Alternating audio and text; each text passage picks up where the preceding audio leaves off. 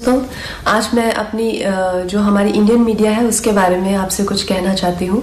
लेकिन मैं ये ज़रूर कहूँगी कि ऐसा नहीं है कि हर जगह अच्छे लोगों के साथ में कुछ बुरे लोग भी होते हैं। और जो मीडिया है उसने जितना मुझे प्रोत्साहित किया है, जितना मुझे प्रेरित किया है, इतने अच्छे सलाहकार, इतने अच्छे दोस्त जो मुझे मीडिया में मिले हैं, मैं कहूँगी कहीं ना कहीं मेरी सफलता में उनका बहुत बड़ा हाथ है। उनकी मैं हमेशा आभारी रहूँगी।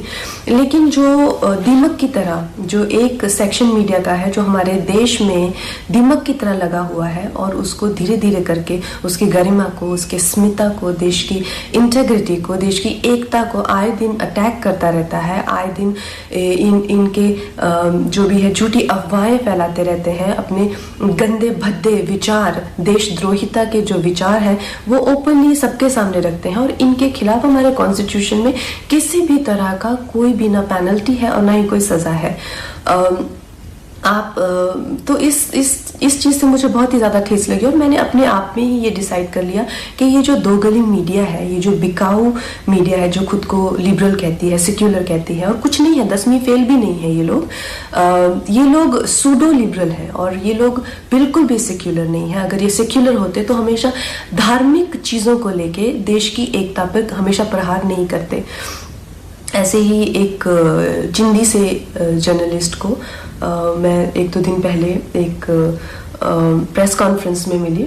तो उसी की तरह बहुत सारे लोग हैं जो जितने भी हमारे जो सीरियस इश्यूज हैं, हमारे जो सीरियस कॉजेज हैं। वर्ल्ड एनवायरनमेंट में डे के दिन मैंने प्लास्टिक बैन को लेके एक कैंपेन किया था जिसमें मैंने प्लास्टिक के खिलाफ ईशा योगा सेंटर के साथ में काफ़ी कुछ एक्टिविटीज़ की थी।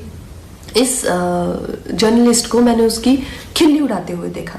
फिर मैंने काउ स्लॉटर के अगेंस्ट, एनिमल क्रूलिटी के अगेंस्ट एक कैंपेन किया, उसका भी ये मजाक उड़ा रहा था। एक शहीद पे मैंने फिल्म बनाई, उसके नाम की खिल्ली उड़ा रहा है। और प्लीज़ आप ये गौरतलब ये है कि इनके पास किसी भी तरह का कोई तर्क वितर्क, समीक्षा या विचार जो कि एक पत्रकार का हक है, उस तरीके से नहीं, गाली गलौज करके, गंदी बातें लिख के, प्रोफेशनल ट्रोल्स जो हैं, खुद को मुफ्त का खाना खाने पहुंच जाते हैं ये हर जगह प्रेस कॉन्फ्रेंस पे। मैं जानना चाहती हूँ कि कोई तो क्राइटेरिया होना चाहिए कि अगर आप खुद को जर्नलिस्ट कह रहे हैं, क्या आपने किया हुआ है? मुझे एक अपना लिखा हुआ कोई ना कोई एक पीस या एक ब्लॉग, जैसे मैं खुद को अगर कलाकार कहती हूँ तो कुछ तो होना चाहिए टू माई क्रेडिट। आप खुद को क्यों पत्रकार कह रहे हैं? किस लिए आप पत्रकार बने हुए हैं? इन 3-4 लोगों ने मिलकर, क्योंकि मैंने उस इंसान के प्रश्नों का उत्तर देने से मना कर दिया, मैंने कहा एक इंटरनेशनल को मैं क्यों एंटरटेन करूं? मेरे पास किसी भी तरह के देशद्रोही के लिए 0% टॉलरेंस है।